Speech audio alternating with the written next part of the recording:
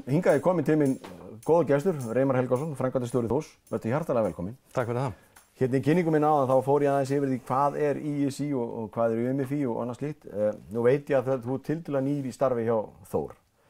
Þegar þú komst fyrst að starfinu, og ég veit þú ert búinn að vera lengi að, en þegar þú komst fyrst að starfinu hér, hvernig fannst þér þetta íþróttaskipulag vera háttað í þínum augum? Fannst þetta flókið eða var þetta bara, rannstu bara smurt inn í þetta?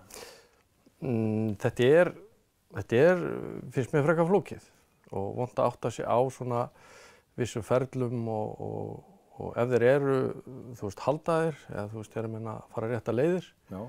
Þannig að hérna, ég spyr mig ennþá í dag, sko, þú veist, hvað hver er að gera, sko. Áttaður þið á skipulaginu, eins og bara, þegar ég kom fyrsta starfi í HSF árið 2008, UMFÍ var minn helst svona samskiptaraðili á þeim tíma, ég átti mestu samskipti við þá. Hver er þinn helsti samskiptaraðili af þessum tvennum, UMFÍ eða, þetta er kannski meiri samskipti í sérsamböndin kannski eða? Já, ég er ekki mikið í sambandi við UMFÍ eða ISÍ. Þannig að sérsamböndin er kannski þinn vettvangur? Já, það er bara IBA hérna og svo bara bærinn, sko. Já. Hvernig finnst þér þessi samskipti ganga? Er þetta gott samband á milli? Já, þú veist, fyrst og síðast er þetta allt gott fólk, sko. En hérna, sko, samstarfið mætti alveg vera betra og líka bara eins og með sérsamböndin eins og með IBA, skilur, þú veist, ég veit að það er mörg félag sem spyrja sig að því, sko, þú veist, eru þau tregt inn í bæjarkerfið? Eða, þú veist, eru þeir að berjast fyrir okkar málum þar inn, sko? Þetta er svona kannski tvíþætt, þau hérna, minni félagin hérna er að nota sér IBA meira kannski inn í bæjarfélagið. Sem þá sinn talsmáta? Já. Meðan að við sem eru þessi stærri félög sem eru með fullt af starfsmönnum og annað fara oft svona bara beint inn í nefndirnar eða senda erindi þangað, sko. En hvernig finnst þér svona íþróttalífið í Eyjafirði eða sem Akureyri og Eyjafirði vera svona almennt í dag? Erum við á réttum stað? Sko, bara íþróttaiðkunin og iðkendur, þú veist, eru til fyrirmyndar og flottir, en mér finnst við vera á eftir í vissum hlutum eins og með uppbyggingu bara íþróttamannvirkja. Ég veit að þetta er voða viðkvæmt og allir er að reyna að gera sitt besta, en þú veist, eins og þegar maður kemur inn á íþróttasvæði fyrir sunnan mörg, þú veist, bara í Kópavogi og Hafnarfirði eða eitthvað svona, að þá finnst manni bara að vera komin í annað land, sko, stundum. Og finnst þér þá félög hér kannski vera þarna eftirbátar með, að því við erum alltaf að tala kannski þennan árangur sem mörg sveitafélög og félög verður að vilja ná. Já. Að þannig að finnst þér að árangurinn hér mætti vera, hann háður kannski því að íþróttauppbyggingin hefur ekki alveg fylgt þeirri þróun sem átt sér stað kannski síðustu 10-15 árum. Já. Ég myndi segja það. Ég held að fólk hérna sé að gera bara frábæra hluti miðað við, sko, hvernig ástandið er á íþróttamannvirkjum og aðstöðinni, sko. Já. Þú veist, menn er að gera sitt allra besta og árangur í víða bara frábær, sko. Þú veist, en þetta mætti vera aðeins betra, sko. Finnst þér að samstarfi á milli félaga mætti kannski vera meira?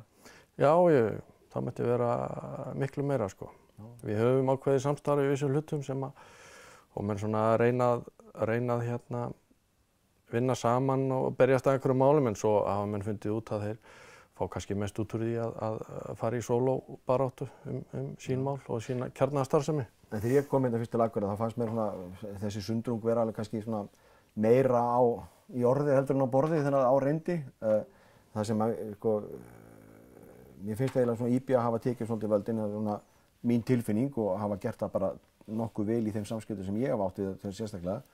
Og að mér finnst líka bara, kannski fá þín á skoðuna líka, að einingin á bakvið það að gera þetta samfélag, að betra í sko, íþróttaiðkun, tómstundaiðkun fyrir börnin sem hérna búa.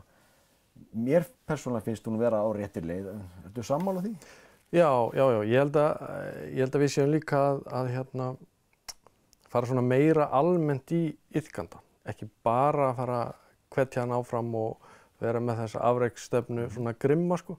Þú veist, við erum að fá krakka til okkar og hlutverk okkar, eitt af því er bara að skila þeim sem bestum einstaklingum út í samfélagi, sko.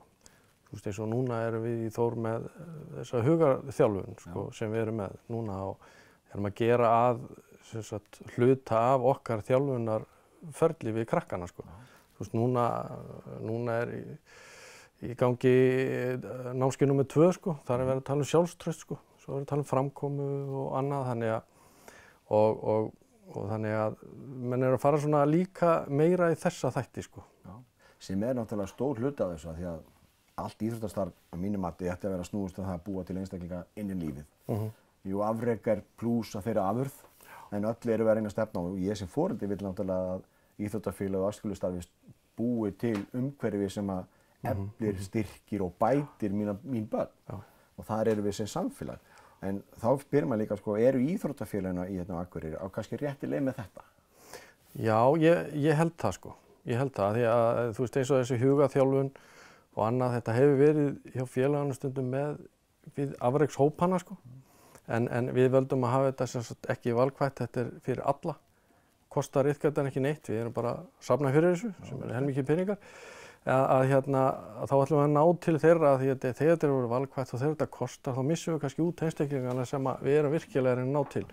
Þegar ég hef engar áhyggjur af afrekshópnum þó við gerum þetta svona sko. Það er þessi sem standa þarna fyrir utan. En hvernig sérðu svona í grófum dráttum fyrir þér íþrótti hérna á Akureyri verða eftir svona 10-15 ár? Það er ekki stór spurt, stór spurning svo rétt fyrir lok viðtalsins.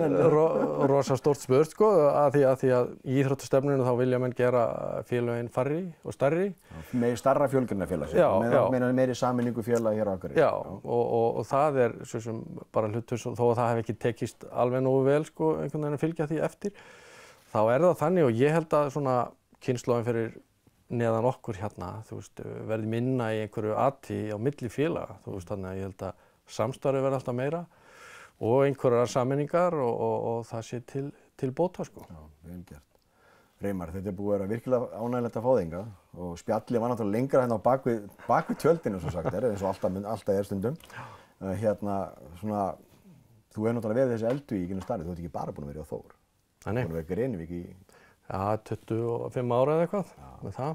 Það er þessi eldhúar sem maður svona þekkir í samfélaginu sem er svona eitt af þessum umræðum sem ég langar aðeins að fara yfir því að það að sína úrslit í íþróttum íþrótt er ekki bara það. Það er svo mikið sem býr þarna á bak, veit ekki sammála? Jú, og það er kannski helsta áhyggjuefni sem ég hef fyrir komandi ár, það er hvað er alltaf erfiðar og erfiðar að fá sjálfboðaliða. Og fólk í stjórnir. Og fólk í stjórnir, af því að umgjörðin er alltaf að vera stærri og meiri og við viljum alltaf gera hana betri fyrir iðkendurna.